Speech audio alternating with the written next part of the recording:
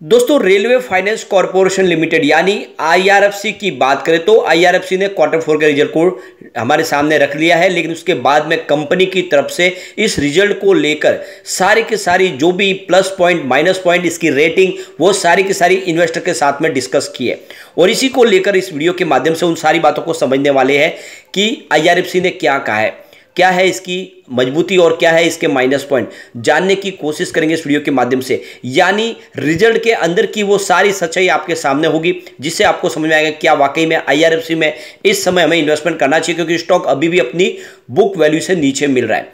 दूसरी तरफ आरवीएनएल का रिजल्ट जल्द ही हमारे सामने होगा, नहीं बहुत ही कम समय बचा है, लेकिन इसके बीच में अगर आप देखें तो कुछ बड़ी अपडेट निकल के आ रही है, कुछ ब्रोकरेज हाउस की राय निकल के आ रही है जिसको समझने की कोशिश करेंगे। और आरवीएनएल जिसने लोगों को मल्टी बैग रिटर्न दे दिया ऑलरेडी 4-6 महीनों में, क्या ये आने वाले समय में इससे शानदार रिटर्न दे सकता है, क्योंकि कंपनी अब मनी आप देख सकते हो कि एक नवरत्न बन चुकी है। तो क्या आगे की संभावना बन रही है, जानने की कोशिश करेंगे इस वीडियो के माध्यम से। लेकिन फ्रेंड उससे पहले अगर आप पहली बार हमारे चैनल पे आए तो चैनल को सब्सक्राइब कर दीजिए, एक बेल आइकॉन दबा दीजिए ताकि जब भी नया वीडियो बने पहला नोटिफिकेशन आपको मिले। वीडियो पसंद आए तो लाइक शेयर जरूर कीजिए। चलो फ्रेंड्स वीडियो स्टार्ट करते हैं। मैं हूँ आपका दोस्त एस बी दवे और हमारे अपने चैनल ऑनलाइन कमाई में आपका बहुत बहुत स्वागत है। सबसे पहले अगर हम रेल विकास निगम के पहले अगर हम आईआरएफसी की बात करें तो स्टॉक की क्लोजिंग 32.55 पर रही, जहाँ पे 2.04% की हमें तेजी देखने को मिली। जो सबसे अच्छी बात है कि क्लोजिंग ऊपर की तरफ रही, यानी 32.60 दिन का हाई था उसके हिसाब से जो क्लोजिंग ऊपर की तरफ है, यानी स्टॉक बुलिश जोन पे आ चुका है। एक तेजी का दौर फिर शुरू हो सकता है। अब यहाँ पे आईआरएफसी की तरफ से एक्सचेंज को जानकारी दी गई है, उन्होंने अपने इन्वेस्टर के साथ में अपने रिजल्ट को डिस्कस किया है और वहां पे देख सकते हो कि काफी शानदार बातें निकल के आ रही है। आप देख सकते हो आईआरएफसी जो एक देख सकते हो आरबीआई की द्वारा मान्यता प्राप्त एनबीएफसी है और ये रेलवे को फाइनेंस प्रोवाइड करने वाली कंपनी है। और देख सकते हो कि मिनिस्ट्री ऑफ रेलवे की तरफ से इनका एमओआर है और आप ये समझ सकते हो कि पीछे कंपनी का एआईयू यानी सीएजीआर देखे तो 4,66,938.42 करोड़ सीआर के आसपास है और 25.05% के आसपास इसका सीएजीआर आपको दिखाई देगा फाइनेंशियल ईयर 2019 से लेके फाइनेंशियल ईयर 2023 तक। अगर हम फाइनेंशियल 2023 के कंपनी के नेटवर्थ की बात करें तो यहाँ पे 45,470.31 सीआर के आसपास है। आरओई अगर देखें कंपनी का तो आपको 14.68% दिखाई देगा और इसका आरओए देखें तो 1.35% आपको दिखाई देगा। टोटल डेट कंपनी का अगर देखें तो 4,18,929.26 करोड़ रुपीज़ के आसपास है और कंपनी का एनआईएम देखें तो 1.42% के आसपास है। अब यहाँ पे इसकी रेटिंग देख सकते हो, क्रिशिल की तरफ से AAA की रेटिंग दी गई है और देख सकते हो कि क्रिशिल ने ही A+ की रेटिंग दी है। इसके अलावा इकरा की रेटिंग AAA की है, इकरा की तरफ से A1+ की इसको रेटिंग दी गई है।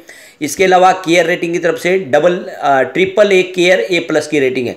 तो ये तो आप क्लियरली समझ सकते हो कि इसको बहुत ही शानदार रेटिंग मिली है और उसके पीछे वजह यही है कि इसके सारे कर्ज की जवाबदारी सरकार लेती है। कंपनी का जीएनपीए बिल्कुल नील है, ये सबसे जो अच्छी बात है इसकी। इसके अलावा नेट गियरिंग रेशियो इसका देख सकते हो कि 9.21x है और टैक्स लाइबिलिटी इसकी नील है और इसका CRAR देखे तो आपको 512% के आसपास दिखाई देगा। तो यहाँ पे AUM CAGR 25.05% के आसपास है फाइनेंशियल 2019 से लेकर 23 के बीच में। Low risk cost plus business model देखें तो इसका GNPA बिल्कुल नील है। इसके अलावा देखें तो इसकी बोरोइंग के ऊपर जो लॉन्ग टर्म रेटिंग दी गई है वो AAA की है, जो सबसे शानदार है। इसके अलावा स्ट्रॉन्ग एसेट लाइबिलिटीज कंपनी की, जिसमें आप देखें तो 5 ईयर के लिए इसका गैप देखें तो नील निकल के आ रहा है। इसके अलावा आप इसकी नेटवर्थ देखें तो 45,470.31 करोड़ रुपीज़ के आसपास है। टैक्स लाइबिलिटीज इसकी नील है, यानी किसी प्रकार का कंपनी कोई टैक्स पे नहीं करती है, टैक्स से इनको राहत मिली हुई है। अब 31 मार्च 2023 की बात करें तो जो इसकी लॉन्ग टर्म जो रेटिंग है क्रिशिल की तरफ से AAA स्टेबल की आउटलुक दी गई है। इकरा की तरफ से इकरा ने AAA की रेटिंग दी, स्टेबल आउटलुक है। केयर की तरफ से भी केयर AAA की रेटिंग है, स्टेबल आउटलुक है, यानी सबसे शानदार रेटिंग दी गई है। इसके अलावा शॉर्ट टर्म जो रेटिंग है वो देख सकते हो क्रिशिल की तरफ से A1+ है, इकरा की तरफ से देखें तो A1+ दी हुई है और केयर की तरफ से A1+ की रेटिंग है। अब इंटरनेशनल रेटिंग देखें तो मूडीज की तरफ से Baa3 की रेटिंग है, आउटलुक इसका स्टेबल है। स्टैंडर्ड एंड पुअर्स की तरफ से EE- की रेटिंग है, BBB- रेटिंग है, स्टेबल आउटलुक है। फिच की तरफ से भी BBB- की रेटिंग दी गई है, स्टेबल आउटलुक रखा गया है। और इसके अलावा देखें तो जापानीज क्रेडिट रेटिंग एजेंसी की तरफ से भी BBB+ की रेटिंग और आउटलुक स्टेबल है। तो कुल मिला के देख सकते हो कि कंपनी की सेहत बहुत ही जबरदस्त है और इस दम पे हम एक लॉन्ग टर्म का इसमें निवेश कर सकते हैं। यह स्टॉक आने वाले समय डेफिनेटली आपको बहुत जबरदस्त रिटर्न देने की काबिलियत रखता है। अब हम चलते हैं रेल विकास निगम लिमिटेड की तरफ। 121 पॉइंट इसकी क्लोजिंग थी, यानी 5% का अपर सर्किट लगा और आप देख सकते हो कि स्टॉक इस समय काफ़ी शानदार लग रहा है। वैसे इंट्राडे में इसका 116 का लो भी बना और वहाँ से फिर तेजी का एक दौर भी शुरू हुआ। अब यहाँ पे जो एक्सपर्ट है वो कह रहे हैं कि ये 140 तक जा सकता है, यानी इस लेवल पे आपको खरीदारी करनी चाहिए। और ये स्टॉक एक तरफा दौड़ा 30 रुपीज़ से, आप देख सकते हो स्टॉक दौड़ते हुए 144 तक पहले ऑलरेडी जाके आ चुका है। तो शेयर मार्केट जो एक्सपर्ट है उनका कहना है कि Q4 के नतीजे मजबूत आएंगे। कंपनी ने बहुत अच्छा काम किया है, लगातार इनकी ऑर्डर बुक मजबूत है, उसका असर इस रिजल्ट में देखने को मिलेगा। और RVNL की ऑर्डर बुक की दम पे कह सकते हैं कि कारोबार तेजी अगले 3-4 साल तक बिना किसी रुकावट के जारी रहेगी। और एक्सपर्ट की माने तो ये मल्टीबैगर रेलवे स्टॉक अभी भी चार्ट पैटर्न पर सकारात्मक दिख रहा है। स्वास्थ्य इन्वेस्ट मार्ट के सीनियर टेक्निकल एनालिस्ट प्रवेश गौड़ का कहना है कि हमने उच्च स्तर पर कुछ प्रॉफिट बुकिंग देखी है। इसकी कीमत का मनोवैज्ञानिक प्रतिरोध स्तर 120 से लेकर 130 के प्रति शेयर है। अगर ये शेयर 130 के प्रतिरोध को स्तर को पार करने में सफल होता है तो फिर निकट अवधि में ये 140 तक जा सकता है। और काफ़ी अच्छा ईयर टू डेट के हिसाब से इसने 75% का ज़बरदस्त लोगों को रिटर्न दिया है। पिछले एक साल में ये 275% बढ़ा है। और आप ये देख सकते हो एक इसकी जो कीमत थी वो 19.75 के आसपास थी, जो 120 के आसपास गई। तो काफ़ी ज़बरदस्त रिटर्न ऑलरेडी दे चुका है और आने वाले समय इस रिजल्ट के दम पे और तेज़ी बन सकती है। जनवरी से मार्च 2023 के तिमाही में देखें तो RVNL की शेयर होल्डिंग पैटर्न में LIC के पास RVNL के करीब देख सकते हैं 13,29,43,000 शेयर है, यानी करीब 6.3% की हिस्सेदारी पूरी कंपनी के अंदर LIC की है, जो बहुत ही अच्छी बात है। अब आप देख सकते हो कि बहुत ही जल्द हमारे सामने रिजल्ट होगा। आज इसकी डेट है और कुछ ही समय में रिजल्ट भी आ भी सकता है और रिजल्ट बेहतर रहने की इस बार पूरी उम्मीद है और रिजल्ट के बाद एक जबरदस्त तेजी भी शुरू होगी।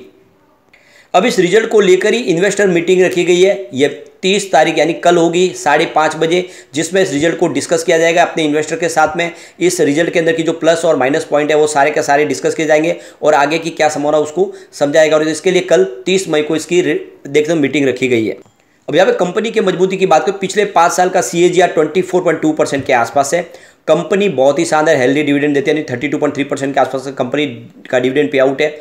और जो कंपनी की वर्किंग कैपिटल रिक्वायरमेंट है उसमें दिन कम हुए, 92.3 डेज के आसपास थे पहले, जो अब 20.9 डेज के आसपास आ गए। ये सारी बातें साबित करती है कि कंपनी मजबूत है। अगर हम पिछले 2-3 अगर क्वार्टर देखें तो आपको बेहतर रिजल्ट दिखाई देगा लगातार। मार्च 2022 में सेल्स 6,438 रुपीज़ के आसपास था, जो इस बार बढ़ते हुए दिसंबर 2022 में 5,012 रुपीज़ के आसपास आ गया और लगातार बढ़ रहा है हर क्वार्टर में। अब कंपनी के खर्च में भी बढ़ोतरी हुई है। पिछले मार्च में 6,029 रुपीज़ के आसपास जो खर्च था, इस बार खर्च कम हुआ, यानी 4,736 रुपीज़ के आसपास दिसंबर क्वार्टर में। यानी कंपनी का प्रॉफिट तो बढ़ा है, सेल बढ़ा है, लेकिन खर्च कम हुआ है। ऑपरेटिंग प्रॉफिट देखें तो मार्च 2022 में 408 रुपीज़ के आसपास था, जो दिसंबर 2022 में कम हुआ है, यानी 276 करोड़ रुपीज़ के आसपास। तो कंपनी का ऑपरेटिंग प्रॉफिट थोड़ा कम हुआ है और इसी वजह से खर्च भी थोड़ा कम हुआ है। लेकिन अदर इनकम में वृद्धि हुई है। मार्च 2022 में जहाँ पे 225 करोड़ रुपीज़ के आसपास थी, जो 325 करोड़ रुपये तक पहुँच गई दिसंबर 2022 में। अब नेट प्रॉफिट आफ्टर टैक्स की बात करें तो मार्च 2022 में कंपनी को 378 रुपीज़ का प्रॉफिट हुआ था, दिसंबर में 380 रुपीज़ का प्रॉफिट हुआ। तो आप देख सकते हो कि रिजल्ट लगभग एक जैसा ही है और काफ़ी अच्छा प्रदर्शन कर रहा है। और पिछले अगर हम इसके 3-4 साल की बात करें तो आपको बेहतर परिणाम और दिखाई देंगे। मार्च 2020 में इनका सेल्स 14,530 रुपीज़ के आसपास था, जो मार्च 2022 में बढ़ के 19,380 रुपये तक पहुंच गया। नेट प्रॉफिट आफ्टर टैक्स की बात करें तो मार्च 2020 में कंपनी को मात्र 757 रुपीज़ का प्रॉफिट था, जो मार्च 2022 में बढ़ के 1,183 रुपये तक पहुंच गया। तो बहुत ही शानदार प्रदर्शन है और आशा करें कि इस बार भी रिजल्ट बेहतर होगा, तो फिर एक जबरदस्त तेजी का दौर भी शुरू होगा। लेकिन फ्रेंड, कोई भी इन्वेस्टमेंट करने से पहले अपने फाइनेंशियल एडवाइजर से बारे ले ले या अपना खुद का रिसर्च करें, क्योंकि मैंने वीडियो आपके एजुकेशनल पर्पज के लिए ही बनाया। वीडियो पसंद आए तो लाइक से जरूर कीजिए और चैनल को सब्सक्राइब कर दीजिए। Thank you friend.